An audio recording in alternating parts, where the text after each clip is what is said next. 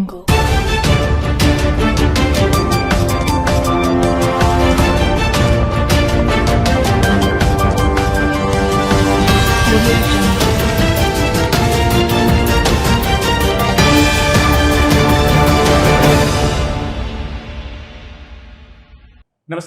శ్వేత news కి స్వాగతం. Headline చూద్దాం.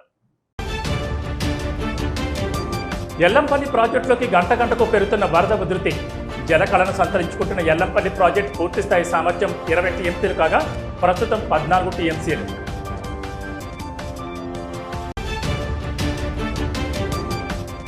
రామగుండం సింగరేణిలో బొగ్గు ఉత్పత్తిపై వర్షాల ఎఫెక్ట్. ఓపెన్ కాస్టుల్లో నీరు చేరి కదల్లేని పరిస్థితుల్లో డంపర్లు, యంత్రాలు రోజుకి 50,000 టన్నుల బొగ్గు ఉత్పత్తికి విఘాతం.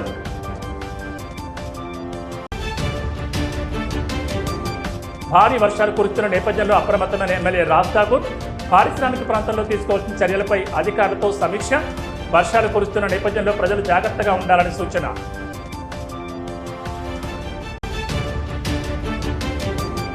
Ramadugu Gayatri pump house motor launch చేసి నీటి విడుదల ప్రారంభించిన అధికారులు.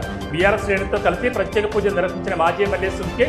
కాళేశ్వరం, కూలేశ్వరం అన్న సన్నాసులకు నీళ్లు కనపడడం లేదా అంటూ మండిపాటు. పెద్దపల్లి జిల్లాలోని శ్రీపాద ఎల్లంపల్లి ప్రాజెక్టుకు వరద పోటెత్తుతోంది. గత 2 రోజులుగా కురుస్తున్న ఏకధాటి వర్షాల కారణంగా ప్రాజెక్టు పరివాహక ప్రాంతంతో పాటు ఎగువ ప్రాంతాల నుంచి ప్రాజెక్టులోకి భారీగా వరద నీరు చేరుతోంది. ఎల్లంపల్లి ప్రాజెక్టు పూర్తిస్థాయి నీటి నిల్వ సామర్థ్యం 20.175 టీఎంసీలు కాగా ప్రస్తుతం ప్రాజెక్టులో 13.935 టీఎంసీల నీరు నిల్వ ఉంది. 78,034 క్యూసెక్ల వరద ప్రాజెక్టులోకి వచ్చేరుతుండగా ఇందులో 15,750 క్యూసెక్ల నీటిని నంది పంప్ హౌస్కు ఎత్తిపోస్తుండగా హైదరాబాద్ తాగునీటి అవసరాల కోసం 275 క్యూసెక్ల నీటిని మొత్తం 16,025 క్యూసెక్ల నీటిని విడుదల చేస్తున్నామని అధికారులు స్పష్టం చేశారు. ఎగువ నుంచి వరద ఉధృతి గంటకు పెరుగుతుండటంతో నీటిపారుదల శాఖ అధికారులు ప్రాజెక్టు వద్ద పరిస్థితులను నిరంతరం పర్యవేక్షిస్తున్నారు. పెద్దపల్లి జిల్లా రామగుండం సింగరేణి ఏరియాలో వర్షాలు విపరీతమైన ప్రభావం చూపుతున్నాయి. మంగళవారం రాత్రి నుంచి ఎడతెరిపి లేకుండా కురుస్తున్న భారీ వర్షాల కారణంగా రామగుండం రీజియన్లోని ఉపరితల బొగ్గు గనుల్లో ఉత్పత్తి పూర్తిగా నిలిచిపోయింది. వర్షాల కారణంగా ఓపెన్ కాస్ట్ ప్రాజెక్టులో ఓవర్ బర్డెన్ పనులతో పాటు బొగ్గు వెలికిత పూర్తిగా స్తంభించిపోయింది. దీనివల్ల రామగుండం రీజియన్ పరిధిలో రోజుకు సుమారు 50,000 టన్నుల బొగ్గు ఉత్పత్తికి తీవ్ర విఘాతం కలుగుతోందని అధికారులు తెలిపారు. ప్రాజెక్టులోని రోడ్లన్నీ పూర్తిగా బురదమయంగా మారడంతో భారీ డంపర్లు, యంత్రాలు కదిలే పరిస్థితి లేకుండా పోయింది. దీంతో రవాణా వాహనాలన్నింటినీ పార్కింగ్ యార్డులకే పరిమితం చేశారు. రామగుండం పారిశ్రామిక ప్రాంతాల్లో కురుస్తున్న భారీ వర్షాల నేపథ్యంలో ప్రజలు అప్రమత్తంగా ఉండాలని స్థానిక ఎమ్మెల్యే మక్కాన్ సింగ్ రాజ్ ఠాకూర్ సూచించారు. నగరంలోని వర్ష పరిస్థితులు, అధికార యంత్రాంగం చేపట్టిన చర్యలు, ప్రజలు పాటించాల్సిన జాగ్రత్తలపై ఆయన మీడియాతో మాట్లాడారు. గత కొన్ని రోజులుగా కురుస్తున్న భారీ వర్షాల నేపథ్యంలో మున్సిపల్ కార్పొరేషన్ ముందస్తుగా నాలాల్లో పూడికలు తీయడంతో నగరంలో పెద్ద ఎత్తున మురుగునీటి సమస్యను నివారించగలిగామని ఎమ్మెల్యే తెలిపారు. సింగరేణికి చెందిన 2A మోడీ వద్ద నీరు సక్రమంగా వెళ్లకపోవడం సింగరేణి యాజమాన్యం వైఫల్యమేనని విమర్శించారు. అలాగే ఎన్టీపీసీ యాష్ ఫౌండ్ నుంచి వచ్చిన నీరు రామగుండంతో పాటు మేడిపల్లి, జంగాపల్లి ప్రాంతాల ప్రజలను తీవ్ర ఇబ్బందులు గురిచేస్తుందన్నారు. ఆర్ఎఫ్సీఎల్ ప్రాంతంలో నిలిచిన నీటిని ప్రజల నివాస ప్రాంతాల వైపు పంపింగ్ చేసి మళ్లించడం అధికారులు దుర్మార్గమైన చర్యగా అభివర్ణించారు. ఈ ఘటనపై విచారణ జరిపి బాధ్యులపై చట్టపరమైన చర్యలు తీసుకుంటామని హెచ్చరించారు. ఎల్లంపల్లి ప్రాజెక్టులో ఇప్పటికే 13.5 టీఎంసీల నీరు చేరిందని, రానున్న రోజుల్లో అది 15 నుంచి 16 టీఎంసీలు చేరే అవకాశం ఉందని ఎమ్మెల్యే తెలిపారు. అత్యవసరం ఎత్తి తప్ప బయటకు రావద్దని, ప్రభుత్వ యంత్రాంగం ఎప్పటికప్పుడు ప్రజలకు అందుబాటులో ఉండి సహాయక చర్యలు కొనసాగిస్తుందని ఎమ్మెల్యే మక్కాన్ సింగ్ రాజ్ ఠాకూర్ భరోసా ఇచ్చారు. రామగుండం ప్రాంతంలో అత్యధికంగా వర్ష నమోదు జరుగుతూ ఉంది. ఇన్ని రోజులు మున్సిపల్ కార్పొరేషన్లో నాలాలు, మోరీలు అన్ని సాఫ్ చేయడం వల్ల మున్సిపల్లో డ్రైనేజ్ ఇబ్బందులు రాలేదు. కానీ దురదృష్టవశాత్తు సింగరేణికి సంబంధించిన 2A మోరీ అక్కడ నీళ్ళు రావడం సింగరేణి వైఫల్యం.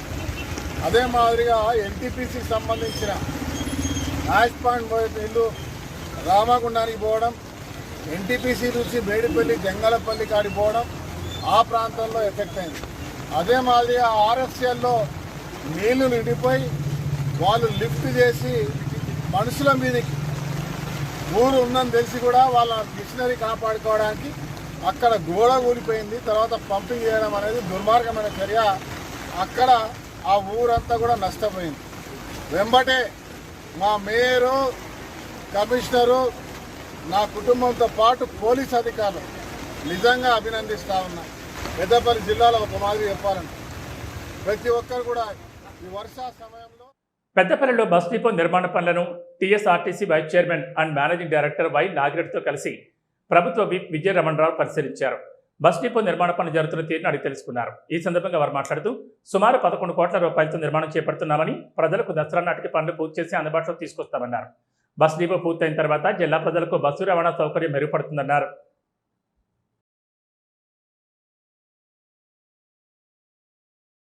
మరి ఇంత వర్షం కొట్టినా కూడా లెక్క చేయకుండా వారు కరీంనగర్లో బస్సులు ప్రారంభించుకొని మరి వారు తప్పకుండా దీన్ని దసరాకు స్టార్ట్ చేయాలి, దసరాకు డిపోలు ప్రారంభించాలని చెప్పి పట్టుదలతో కృతనిశ్చయంతో మరి ఇక్కడికి వచ్చి పనులను పరిశీలించే విషయంలో మరి వారిని స్థానిక ఎమ్మెల్యేగా మరి నేను స్వాగతిస్తూ ఉన్నా.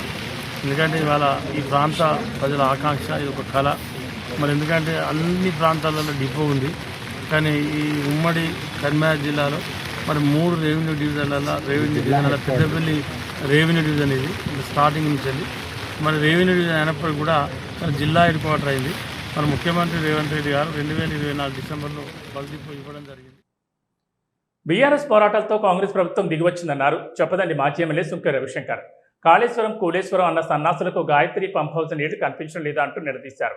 గాయత్రి పంప్ హౌస్లో మోటార్ లాంచ్ చేయడానికి స్వాగతిస్తూ బీఆర్ఎస్ నేతలతో కలిసి సుంకే పంప్ హౌస్ను సందర్శించారు. పువ్వులు, కుంకుమ చల్లి గంగమ్మ తల్లికి ప్రత్యేక పూజలు నిర్వహించారు. ఈ సందర్భంగా సుంకే రవిశంకర్ మాట్లాడుతూ కాళేశ్వరం నీళ్లతోనే రైతులకు ఊరటని, కాంగ్రెస్ ప్రభుత్వం రైతులను తప్పుదో పట్టిస్తుందని అన్నారు. కాళేశ్వరం ప్రాజెక్టు పనికిరాదని, నీళ్లు రావని ప్రచారం చేసిన వారికి ఇప్పుడు అదే కాళేశ్వరం నీళ్లు సమాధానం చెప్తున్నాయన్నారు.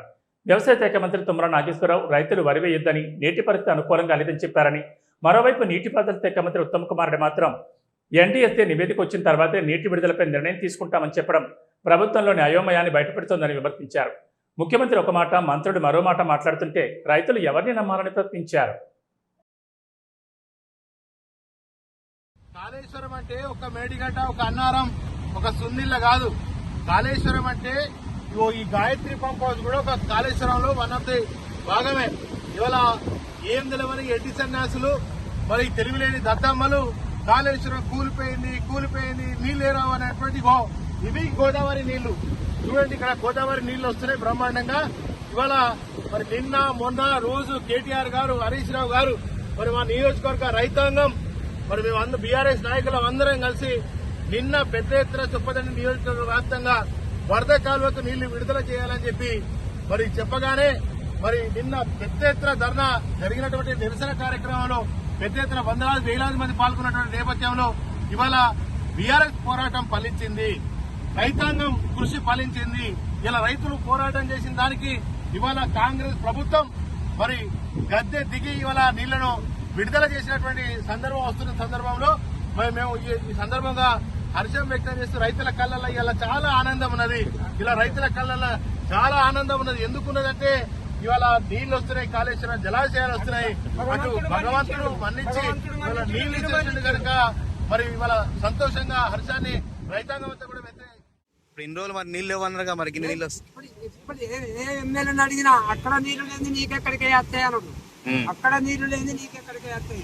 పోషంపాడు సర్వే వెళ్ళిపోయింది, గోదావరి వెళ్ళిపోయింది, దానికి తాగడానికే లేవు అని ఇక్కడ ఎమ్మెల్యేలు మాట్లాడు. కాంగ్రెస్ ఎమ్మెల్యేలు ఎట్లా వచ్చినాయి, ఎన్ని పద్ధతి వచ్చినాయి. 2 రోజులుగా కురుస్తున్న భారీ వర్షాలకు పెద్దపల్లి పట్టణం తడిసిముద్దైంది. రంగంపల్లి సమీపంలోని రాజీవ్ రహదారిపై వరద నీరు భారీగా ప్రవహిస్తుండటంతో వాహనాల రాకపోకలకు అంతరాయం ఏర్పడింది. రహదారిపై నీరు నిలిచిపోవడంతో వాహనదారులు తీవ్ర ఇబ్బందులు ఎదుర్కొన్నారు. సమాచారం అందుకున్న municipal chairman Nugilla Mallaiah, municipal commissioner Akula Venkatesh వెంటనే సంఘటనా స్థలానికి చేరుకుని పరిస్థితిని పరిశీలించారు. వరద నీటి ప్రవాహానికి అడ్డుగా ఉన్న పైప్ లైన్ను జేసీబీ సహాయంతో తొలగించే చర్యలు చేపట్టారు. దీంతో కొంతవరకు నీటి ప్రవాహం సాఫీగా కొనసాగి వరద తీవ్రత క్రమంగా తగ్గుముఖం పట్టింది. అధికారులు సహాయక చర్యలను వేగవంతం చేసి రహదారిపై సాధారణ రాకపోకలు పునరుద్ధరించేందుకు చర్యలు చేపట్టారు. అనంతరం జిల్లా కలెక్టర్ కోయ శ్రీహర్ష సంఘటనా స్థలాన్ని సందర్శించి పరిస్థితిని ప్రత్యక్షంగా పరిశీలించారు. ప్రజలకు ఎలాంటి ఇబ్బందులు కలగకుండా తక్షణ చర్యలు చేపట్టాలని సంబంధిత అధికారులకు పలు సూచనలు చేశారు. వర్షాలు కొనసాగుతున్న నేపథ్యంలో అప్రమత్తంగా ఉండాలని, లోతట్టు ప్రాంతాలపై ప్రత్యేక దృష్టి సారించాలని అధికారులను ఆదేశించారు.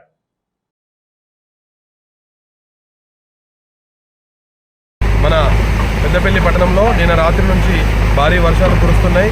జిల్లా కలెక్టర్ గారు నిన్న ఆల్రెడీ మనకు పేపర్ స్టేట్మెంట్ కూడా ఇవ్వడం జరిగింది. ఈరోజు రేపు పెద్దపల్లి జిల్లాలో అదేవిధంగా మంచిర్యాల జిల్లాలో ఈ చుట్టుపక్కల ఉన్న జిల్లాలో భారీ వర్షాలు ఉన్నాయి కాబట్టి పెద్దపల్లి పట్టణ ప్రజలందరూ కూడా సురక్షితంగా ఉండాలి. అవసరమైతే తప్ప బయటికి రావద్దు. ఆల్రెడీ నిన్న కురిసిన వర్షాలకు మన రంగంపల్లి మెయిన్ రోడ్డు మీదకి చాలా వరకు పైనుంచి వాటర్ రావడం జరిగింది.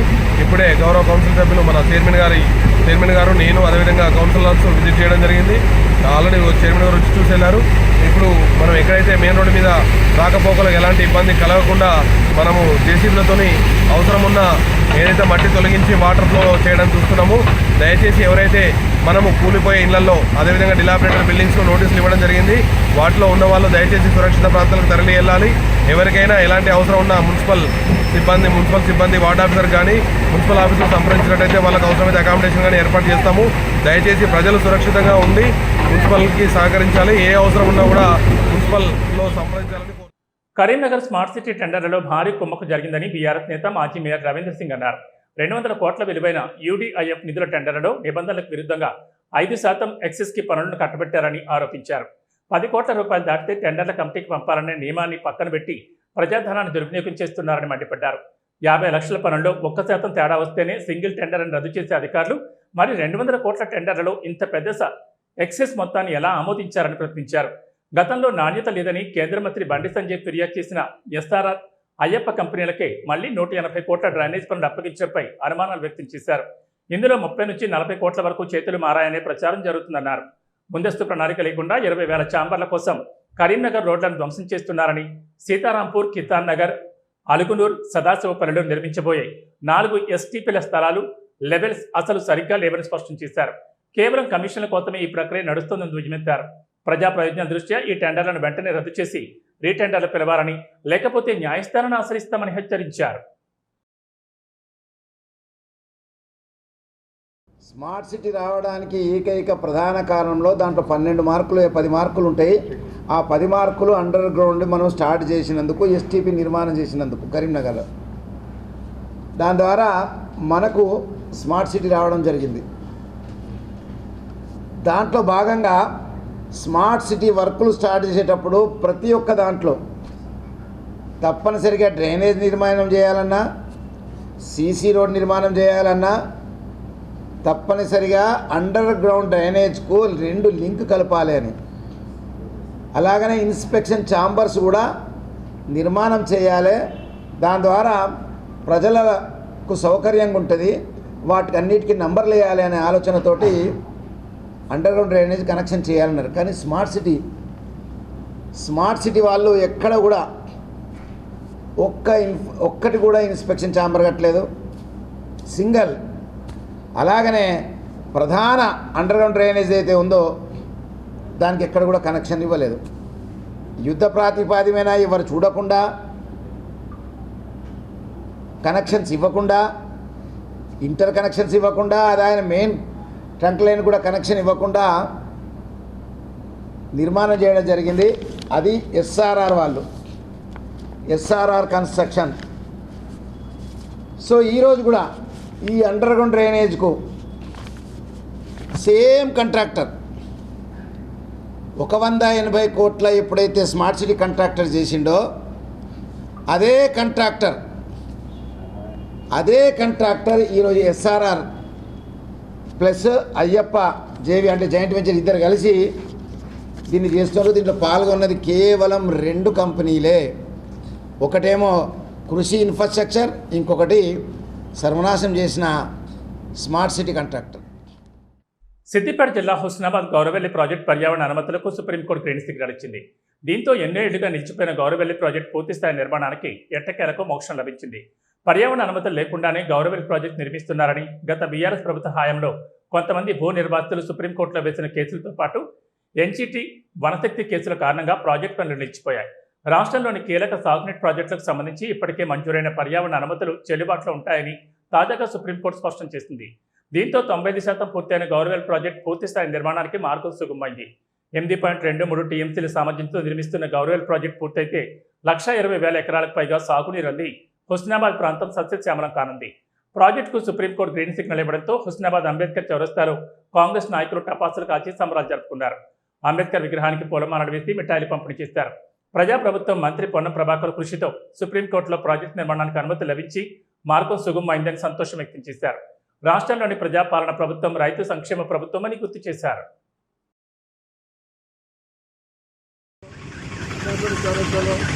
అంబేద్కర్ గారి విగ్రహం ముందు, భారత రాజ్యాంగ నిర్మాత గారి విగ్రహం ముందు మనం ఉన్నాం. కాంగ్రెస్ సోదరులు సోదరిమణులు ఇవాళ ఒక శిబిరం 19 సంవత్సరాల క్రితం 9/9/2007 రోజు నాడు డాక్టర్ వైఎస్ రాజశేఖర రెడ్డి గారు ఉస్మానాబాద్కి వచ్చి సెయింట్ జోసెఫ్ స్కూల్ కాడ ఈ గౌరవెల్లి గంటిపల్లి తోటపల్లి ప్రాజెక్టులకు శంకుస్థాపన 19 సంవత్సరాలు గడుస్తున్న ఇవాళ మనకు ఒక మంచి వార్త తెలిసింది. మనలే కాదు అందరికీ. నిన్న సుప్రీంకోర్టు నుంచి పర్యావరణ అనుమతులు వచ్చినాయి గౌరవెల్లి గంటిపల్లికి, తర్వాత మహబూబ్నగర్ జిల్లాలో ఉన్నటువంటి 2 ప్రాజెక్టులకు తెలంగాణలో. అంటే ఇవన్నిటి వల్ల మన రాష్ట్ర ప్రభుత్వం ఏదైతే ప్రజాప్రభుత్వం రేవంత్ రెడ్డి గారి నాయకత్వంలో ముఖ్య కారణం మన ఏదైతే రైతన్నల చిరకాల స్వప్నం ఇది. మన పట్టణ ప్రాంత ప్రజలందరికీ కూడా బిడ్డ ప్రాంతమైన మన ప్రజలందరూ రైతులకి ఏదైతే సాగునీరు కోసం ఆనాడు వైఎస్ రాజశేఖర రెడ్డి గారి చిరకాల స్వప్నం ఈరోజు మనకు వచ్చేసిందని చెప్పుకోక తప్పదు. ఏదైతే పర్యావరణానికి సంబంధించి మనకి ఏదైతే నీళ్లు నింపడానికి గంటిపల్లి గౌరవెల్లి ప్రాజెక్టు ఉండడం వల్ల మనకు మన ఉస్మానాబాద్ ఎల్లమ్మ చెరువులు అయితేనేమి, తర్వాత చుట్టుపక్కల ఉన్న చెరువులలో కుంటలలో అలాగే బావులలో నీళ్లు ఎక్కువ ఉండడం వల్ల రైతులకు చాలా మంచి దిగుబడి పంట తీసి దిగుబడి వచ్చే అవకాశం ఉంటుంది. కాబట్టి రైతన్నలు కూడా చాలా సంతోషపడే పెద్దపల్లి జిల్లా కాల్వ శ్రీరాంపూర్ మండలంలో గత 2 రోజులుగా ఎడతెరిపి లేకుండా కురుస్తున్న వర్షాలకు చెరువులు కుంటలు జలకళను సంతరించుకుని మత్తాడు దూకుతున్నాయి. మండలంలోని తారుపల్లి, మిర్జంపేట, నక్కలబొర్రె ఉధృతంగా ప్రవహించడంతో ఇరు గ్రామాలకు రాకపోకలు నిలిచిపోయాయి. రాకపోకలు జరగకుండా గ్రామ పంచాయతీ ఆధ్వర్యంలో ట్రాక్టర్లు అడ్డుపెట్టి ప్రయాణికులు వెళ్లకుండా ఏర్పాటు చేశారు. పలు గ్రామాల్లో ఇటీవల వేసిన వరి పంటలు నీట మునిగాయి. హుస్సేన్ మియా వాగు ఉధృతంగా ప్రవహించడంతో వాగు వైపు ఎవరూ వెళ్లొద్దని అధికారులు, ప్రజాప్రతినిధులు సూచిస్తున్నారు.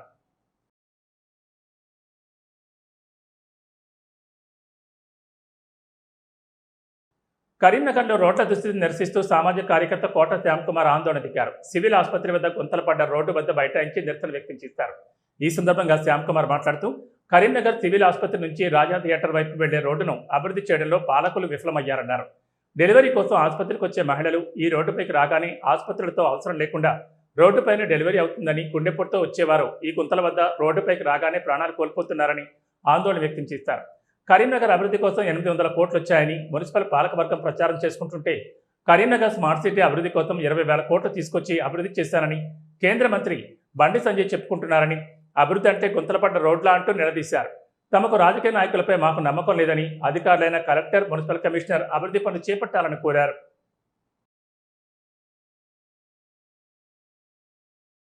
ఈరోజు మనం సివిల్ హాస్పిటల్ మందలు ఉన్న ఈ గుంతల కోసం పోరాటం నిరసన చేయడం జరుగుతుంది. కొన్ని సంవత్సరాలుగా ఈ రోడ్ ఎలా ఉందంటే మంచిర్యాల చౌరస్తా నుంచి రాజా థియేటర్ రోడ్ ఇది అధ్వానంగా అంటే అధ్వానంగా ఉంది. ఎవరైనా పెద్దవారు హార్ట్ స్ట్రోక్తో వచ్చిన వాళ్ళు కానీ లేదంటే ఈ డెలివరీ ఎవరైనా వచ్చేవాళ్ళు డెలివరీ అయ్యేవాళ్ళు ఎవరైనా ఈ రోడ్డు పంట వెళ్తే హాస్పిటల్కి వచ్చే అంతలోనే డెలివరీ అయిపోతుంది. అదే కార్లలో లేదుకున్న అంబులెన్స్లో. ఒకవేళ హార్ట్ స్ట్రోక్తో వస్తే చనిపోయే రోడ్ ఇది. అట్లున్నాయి రోడ్డు అధ్వానంగా. అయినా కూడా ఎవరు పట్టించుకోవట్లేదు. అర్బన్ ఛాలెంజ్ కింద 800 కోట్లు వచ్చినాయని మొన్నదాకా ఫ్లెక్సీల మీద ఫ్లెక్సీలు వేసుకున్నారు. తర్వాత బండి సంజయ్ గారు కూడా 20,000 కోట్లు మన స్మార్ట్ సిటీ కింద శాంక్షన్ అయిన 20,000 కోట్లు అభివృద్ధి జరిగిందని, ఎక్కడ ఉంది అభివృద్ధి అని మేము ప్రశ్నిస్తున్నాము. దయచేసి మేము కలెక్టర్ గారికి రిక్వెస్ట్ చేస్తున్నాము. మాకు రాజకీయ నాయకుల మీద నమ్మకం లేదు మేడం. దయచేసి అధికారులు మీరే ముందుకు రావాలి. మున్సిపల్ కమిషనర్ గారిని మేము రిక్వెస్ట్ చేస్తున్నాం. మీరు ముందుకు వచ్చి కరీంనగర్లో ఉన్న 66 డివిజన్లలో ఉన్న ఇలాంటి రోడ్ల ఇబ్బందులను ప్రజల నుంచి కాపాడాలని తెలియజేస్తున్నాం. ఇప్పుడు మనం ప్రస్తుతం మన గవర్నమెంట్ సివిల్ హాస్పిటల్ నుంచి మంచిర్యాల చౌరస్తా నుంచి సారన్ మధ్య గ్రేవేడ్ పోయేంత రోడ్డు మొత్తం రోడ్ మొత్తం కుప్పకుపోయింది.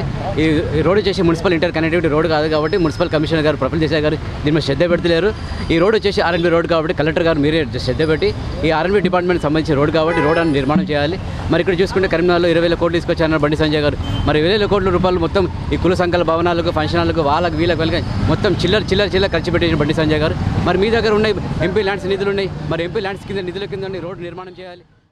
భారీగా కురుస్తున్న వర్షాలకు పెద్దపల్లి మండలం రాఘవాపూర్లోని 3 ప్రభుత్వ పాఠశాలలు జలమయమయ్యాయి. దీంతో విద్యార్థుల భద్రతపై తల్లిదండ్రులు ఆందోళన చెందుతున్నారు. పాఠశాల ఆవరణలో వర్షపు నీరు నిల్వ ఉండడంతో పాములు, తేళ్లు వంటి విషపూరిత జీవులు పాఠశాలలోకి వచ్చే ప్రమాదం ఉందని స్థానికులు, విద్యార్థుల తల్లిదండ్రులు ఆందోళన వ్యక్తం చేస్తున్నారు. విద్యార్థుల ప్రాణాలకు ముప్పు ఏర్పడే అవకాశం ఉన్న నేపథ్యంలో అధికారులు తక్షణమే చర్యలు తీసుకోవాలని సిపిఐఎం నాయకులు కల్లేపల్లి అశోక్ డిమాండ్ చేశారు. తెలంగాణ ప్రభుత్వం ప్రభుత్వ పాఠశాలల అభివృద్ధికి భారీ నిధులు కేటాయిస్తున్నామని చెప్తున్నప్పటికీ రాఘవాపూర్లోని 3 ప్రభుత్వ పాఠశాలల పరిస్థితి అందుకు పూర్తి భిన్నంగా ఉందని విమర్శించారు. కలెక్టర్, స్థానిక ఎమ్మెల్యే, జిల్లా విద్యాశాఖ అధికారి వెంటనే స్పందించి పాఠశాలలను పరిశీలించాలని, నెలకొన్న వర్షపు నీటిని తక్షణమే తొలగించి భవిష్యత్తులో ఇలాంటి పరిస్థితులు పునరావృతం కాకుండా శాశ్వత పరిష్కార చర్యలు చేపట్టాలని ఆయన డిమాండ్ చేశారు. రాఘపూర్ ప్రభుత్వ పాఠశాలలో వర్షం కొడితే పిల్లల పరిస్థితి ఈ రకంగా ఉంది. చిన్న వర్షానికైనా ఇక్కడ నీళ్లు వస్తున్నాయి. ఈ 2 రోజుల నుంచి అంటే రాత్రి నుంచి కురుస్తున్న ఈ భారీ వర్షానికి అసలు పిల్లలు లోపలికి వెళ్ళాలంటే, లేకపోతే లోపల పిల్లలు బయటికి రావాలంటే కూడా ఒక ఇబ్బందికరంగా ఉన్న పరిస్థితి ఇక్కడ ఉంది. గతంలో కూడా కలెక్టర్ గారి దృష్టికి, ఎమ్మెల్యే గారి దృష్టికి కూడా తీసుకెళ్ళడం జరిగింది. అప్పుడు మట్టి కూడా పోయించడం జరిగింది.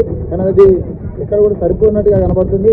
ఈ సమస్య శాశ్వతంగా పరిష్కరించే విధంగా సంబంధిత అధికారులు కానీ, కలెక్టర్ గారు కానీ, ఎమ్మెల్యే గారు కానీ చొరవ తీసుకొని ఇక్కడ ఏదైతే నీళ్లు బయటికి వెళ్ళే విధంగా చర్యలు తీసుకోవాలని చెప్పి కోరుతున్నాం. ఎందుకంటే విద్యార్థులందరూ కూడా ఇక్కడ మోకాల బట్టి నీళ్లు రావడం వల్ల అసలు లోపలికి పంపించాలంటే కూడా భయం అవుతున్నది.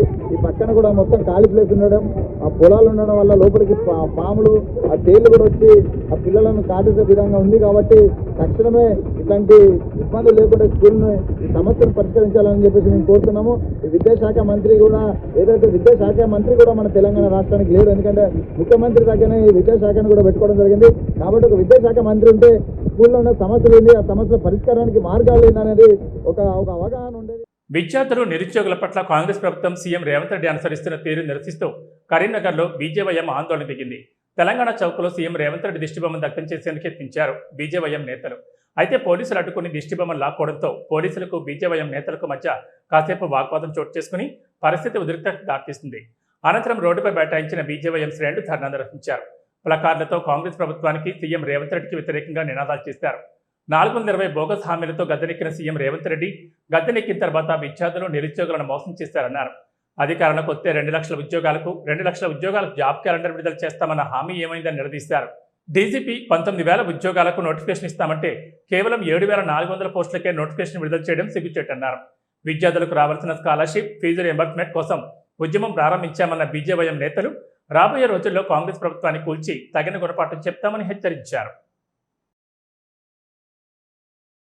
ఈరోజు తెలంగాణ రాష్ట్రంలో అధికారంలోకి వచ్చినటువంటి రేవంత్ రెడ్డి గారు విద్యార్థులతోటి, నిరుద్యోగులతోటి హామీలు ఇచ్చి మొత్తం కూడా 420 హామీలు ఇచ్చి బోగస్ చేసిండు.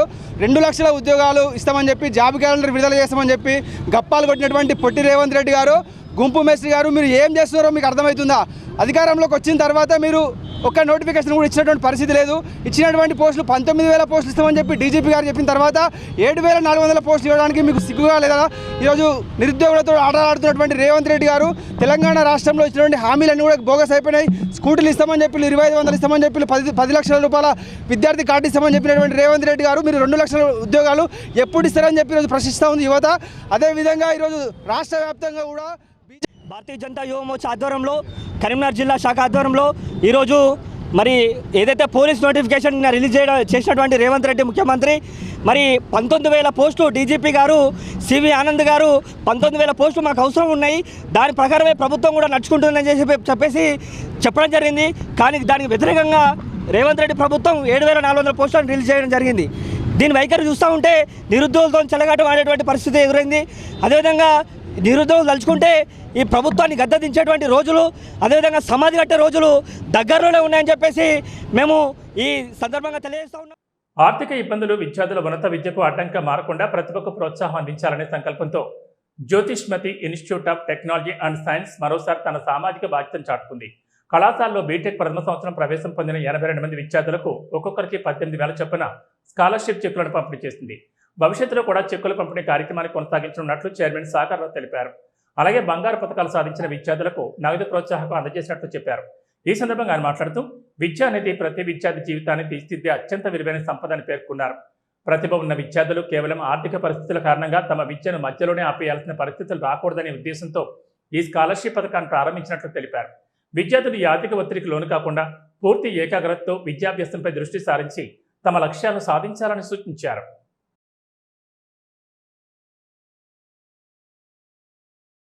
మా బాబు పేరు అఖిల్. మాకు ఏంటంటే ఈ సరౌండింగ్లో కన్మ డిస్ట్రిక్ట్ లోపల చదివించాలని చెప్పి మేము అనుకున్నాము. ఏ కాలేజ్ బాగుంటుందని చెప్పి మేము చూసుకుంటే మా ఫ్రెండ్స్ ద్వారా కానీ రిలేషన్స్ ద్వారా కానీ చూసుకుంటే జ్యోతిష్మతి బాగుంటుందని చెప్పని అనిపించింది. చాలా కాలేజీకి వెళ్ళి హైదరాబాద్కి వెళ్ళి కానీ వేరే డిస్ట్రిక్ట్లో కానీ వేరే స్టేట్లకు వెళ్ళి కూడా ఫోన్స్ వచ్చినాయి. కానీ ఈ కాలేజ్ మాత్రం అసలు ఫోన్ రాలేవు. ఎందుకని చెప్పని ఇక్కడ అడ్మిషన్ అయ్యేటప్పుడు మాత్రం పడితే మా కాలేజ్ నుంచి అట్లా రికమెండేషన్స్ ఏమున్నాయండి. మా కాలేజీ మంచి స్టడీ బాగుంటుంది, అన్ని చాలా బాగుంటుంది, మీరే తెలుసుకొని వచ్చే విధంగా మాకు సంతోషం అని చెప్పి వాళ్ళు అన్నారు. అంతేకాకుండా ఈ సడన్గా ఇప్పుడు మొన్న పేపర్లో చూసినాం మేము ఇట్లా ప్రతి ఒక్క విద్యార్థికి 18,000 రూపీస్ ఇస్తారని చెప్పని. అది చాలా గ్రేట్ విషయం అది. ఎందుకంటే ఇవాళ రేపు చాలా కాలేజీలు అంత కమర్షియల్గా ఫీజు వసూలు చేస్తారు తప్పించి ఇవ్వడానికి ఎవరు కూడా ముందరికి రారు. కానీ కాలేజీ నిజంగా సాగర్రావు సార్ బాగా చాలా మంచి నిర్ణయం. ఎందుకంటే ప్రతి ఒక్క విద్యార్థి ఆర్థిక పరిస్థితి ఏ విధంగా ఉంటుందో తెలియదు. కొంతమంది బాగుంటారు, కొంతమంది బాగుంటారు. అడ్మిషన్ కాగానే మాకు ఏమనిపించిందంటే మన స్లైడ్ బోర్డు మీదనే మాకు చూసినామండి. అడ్మిషన్ అయిన వెంటనే 18,000 స్కాలర్షిప్ ఇస్తారని మాకు తెలిసింది. అందుకోసమే మేము జాయిన్ అయినాం. మాకు 18,000 ఇచ్చినందుకు మాకు మా సాగర్రావు చైర్మన్ సార్కి. నా పేరు నిఖిల. నేను జ్యోతిష్మతి కాలేజ్లో నా ర్యాంక్ ద్వారా కౌన్సిలింగ్లో ఇక్కడ సీట్ వచ్చింది. ఇక్కడ జువాడి సాగర్రావు సార్ నాకు స్కాలర్షిప్ ద్వారా 18,000 ఇస్తున్నారు. ఇదే ఫస్ట్ టైం. మాకు చాలా సంతోషంగా ఉంది. ప్రతి ఇయర్ ఇస్తామని చెప్పారు. ఫస్ట్ ప్లేస్ మా బాబుకి రోహన్ ఫస్ట్ ప్లేస్ రావడం. కానీ సెకండ్ టైంలో వేడి చేసాము. వేడి కూడా చేయలేదు. అసలు స్ట్రీట్ ఆప్షన్ కూడా ఇవ్వలేదు. ఎందుకంటే టాప్ 10లో ఉన్నదాని కానీ ఇక్కడ కర్నూలులోనే డిసైడ్ అయ్యాం ఫస్ట్లోనే. సో ఇక్కడ పిఆర్ఓస్ ఉండదు జనరల్ అయితే. ఇక్కడ కాల్స్ రావు. మళ్ళీ డైరెక్ట్ మనకి నాణ్యత చూసడం రావడం జరుగుతుంది ఇక్కడికి. నేను విషయం ఏంటంటే వాస్తవంగా అసలు స్కాలర్షిప్ అనేది ఫస్ట్ వినడం కూడా అసలు నేను షాక్ అయిన వాస్తవం కూడా ఇవ్వడం చెక్ ఇవ్వడం అన్నాం కూడా. రియల్ విలన్, రియల్ హీరో, సమాజ సేవకుడు సోనూ సూద్ జన్మదిన సందర్భంగా కరీంనగర్ ఆదర్శ్ నగర్ వద్ద జన్మదిన వేడుకలు ఘనంగా నిర్వహించారు. బర్త్డే వేడుకలను సోనూ సూద్ వీరాభిమాని కన్నయ్య మటన్ షాప్ యజమాని కేక్ కట్ చేసి వేడుకలు నిర్వహించారు. అనంతరం అన్నదాన కార్యక్రమాన్ని నిర్వహించారు. ఈ సందర్భంగా నిర్వాహకుడు కన్నయ్య మాట్లాడుతూ గతంలో నటుడు సోనూ సూద్ చేసిన సామాజిక కార్యక్రమాలు, కరోనా సమయంలో ప్రజలకు ఆర్థిక సహాయం చేసి ఎంతో మందికి ఆదర్శంగా నిలిచిన నటుడు సోనూ సూద్ అని అన్నారు. ఆయన నటించిన సినిమాలే కాదు, ఆయన చేసిన సేవలు నచ్చి ఆయనకు వీరాభిమానిగా మారానన్నారు. గతంలో కూడా సోనూ సూద్ బర్త్డే సందర్భంగా సామాజిక కార్యక్రమాలు చేశారని, అలాగే ఈ సంవత్సరం కూడా పేదలకు ఆకలితో ఉన్న వారికి అన్నదానం ఏర్పాటు చేసినట్టు చెప్పారు. ప్రజల గుండెల్లో ఉండేది సేవ మాత్రమేనని, ఆపదలో ఉన్నవారిని ఆదుకుంటే వారికి మనం చిరస్థాయిగా గుర్తుండిపోతామని, అలాగే మనం చేసే సేవ కూడా గుర్తుండే విధంగా ఉండాలని అన్నారు. మనం చేసే సేవే ప్రతి మనిషి గుండెల్లో ఉంటుందని, మానవ సేవే మాధవ సేవ అనే విధంగా ప్రతి ఒక్కరూ కూడా ఆపదలో ఉన్న వారికి సహాయం చేసి ఆదుకోవాలన్నారు. నా పేరు కన్నయ్య, కరీంనగర్ నుంచి మాట్లాడుతున్నాను. ఆదర్శ Nagar board Kannayya mutton shop. Sonu Sood గారు కరోనా టైంలో చాలా మందికి ఆపద బాంధవుడు అయ్యాడు, కనిపించే దేవుడు అయ్యాడు. సోనూ సూద్ గారికి కరోనా టైంలో వాళ్ళ టెస్టుకు కిలో మటన్కు 50 రూపాయలు వాళ్ళ టెస్టుకు అందించడం. సోనూ సూద్ గారి పేరు మీద ప్రతి మంగళవారం అన్నదాన కార్యక్రమం చేస్తున్నాను. సోనూ సూద్ గారికి నేను వీర అభిమానిని. సోనూ సూద్ గారిని ఒకసారి కరీంనగర్ వచ్చి మా అన్నదాన కార్యక్రమంలో పాల్గొనాలని ప్రజలందరూ కోరుకుంటున్నారు. ఒకసారి వీలు తీసుకొని కరీంనగర్కు సోనూ సూద్ గారు రావాలని నేను కూడా కోరుకుంటున్నాను. సోనూ సూద్ గారికి వెల్కమ్ చెప్తున్నాము మా కన్నయ్య మటన్ షాప్ తరఫు నుంచి. ఈరోజు సోనూ సూద్ గారి బర్త్డే కాబట్టి ఘనంగా ఒక 500 మంది గరీబులకు అన్నదాన కార్యక్రమం అయితే చేయబడడం జరిగింది. సోనూ సూద్ గారి మీద పాట కూడా ఒకటి రాయడం జరిగింది. పాట కూడా కన్నయ్య మటన్ షాప్, కన్నయ్య కరీంనగర్ అని టైప్ చేస్తే యూట్యూబ్లో సోనూ సూద్ గారి పాట వస్తుంది. మేము మా షాప్ తరఫు నుంచి మేము చాలా గరీబ్ వాళ్ళము, అయినా కూడా ప్రతి మంగళవారం రోజు అన్నదాన కార్యక్రమం ఎలా చేస్తున్నామంటే కరీంనగర్ మల్కాపూర్ గుట్టపై వెలసిన శ్రీ కుబేర లక్ష్మీ నరసింహస్వామి ఆలయంలో గురు పౌర్ణమి వేడుకలను అత్యంత భక్తి శ్రద్ధతో నిర్వహించారు. ఈ పర్వదినాన్ని పురస్కరించుకుని ఆలయంలో ప్రత్యేక పూజా కార్యక్రమాలను శాస్త్రోక్తంగా చేపట్టారు. అనంతరం భక్తుల భాగస్వామ్యంతో ప్రత్యేక ధ్యాన కార్యక్రమం ఘనంగా నిర్వహించారు. ఈ ఆధ్యాత్మిక వేడుకల్లో స్వామివారి సేవా మండలి సభ్యులు పెద్ద సంఖ్యలో పాల్గొని దైవ దర్శనం చేసుకున్నారు. ఈ కార్యక్రమంలో స్వామివారి సేవా మండలి సభ్యులు యనగంటి కృష్ణకుమార్, గొల్లపల్లి వెంకటేష్, గంగాధర చందు, కోన రంజిత్, గొల్లపల్లి వెంకటేష్, బొల్లబత్తిన రాజు, ఎనుగంటి రాజు, గొల్లపల్లి విష్ణు, జక్కు గణేష్, కుర్ర శ్రీను తదితరులు పాల్గొన్నారు.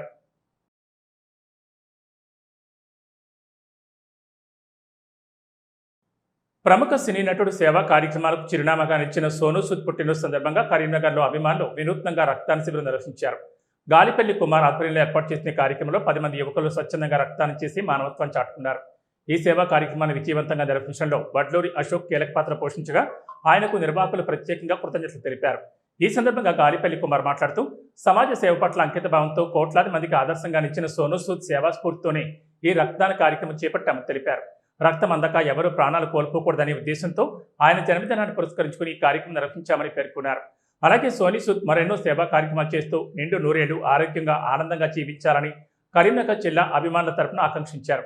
ఈ కార్యక్రమంలో వడ్లూరి అశోక్, మీసాల విక్రమ్, మీసాల ఆంజనేయులు, మహాత్మా జ్యోతిరావు పూలే, తాండ్ర అక్షిత్, రవి, జశ్వంత్తో పాటు పలువురు యువకులు, విద్యార్థులు పాల్గొని రక్తదానం చేశారు.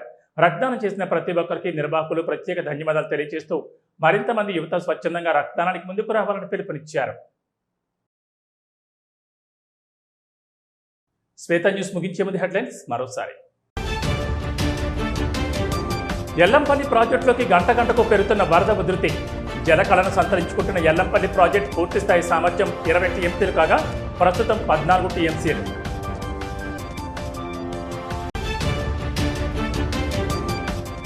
రామకొండం సింగరణిలో బొగ్గు ఉత్పత్తిపై వర్షాల ఎఫెక్ట్. ఓపెన్ కాస్టుల్లో నీరు చేరి కదల్లేని పరిస్థితుల్లో డంపర్లు, యంత్రాలు రోజుకి 50,000 టన్నుల బొగ్గు ఉత్పత్తికి విఘాతం.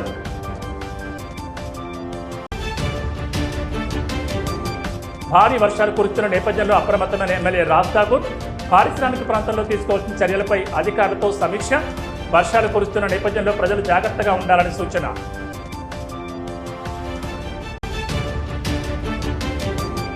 Ramadugu Gayatri pump house motor launch చేసి నీటి విడుదల ప్రారంభించిన అధికారులు. బీఆర్ఎస్ శ్రేణులతో కలిసి ప్రత్యేక పూజలు నిర్వహించిన మాజీ ఎమ్మెల్యే సుంకే. కాళేశ్వరం, కూలేశ్వరం అన్న సన్నాసులకు నీళ్లు కనపడడం లేదా అంటూ మండిపాటు. ఇవి బులెటిన్ విశేషాలు. నమస్కారం.